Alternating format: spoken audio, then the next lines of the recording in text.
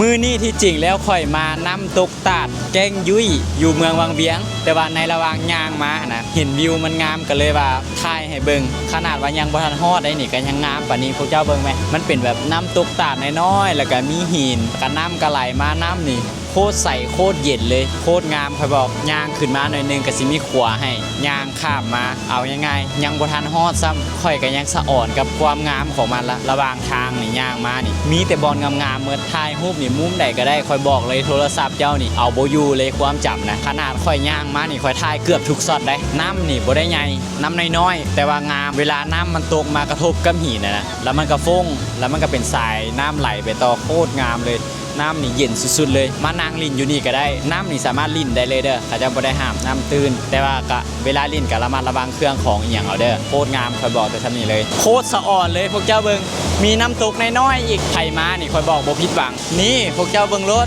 เป็นตาสะอ่อนขนาดความงามของมันน่ะน้ำนี่โคตรใสโคตรเย็นเลยร้อยลินนี่คักขนาดได้นี่เสียดายอย่างเดียวบ่มีแนวแคมปิ้งเอาตังมานางแคมปิ้งนี่คักขนาดได้นี่กินข้าวสวยตำบักหุ่ง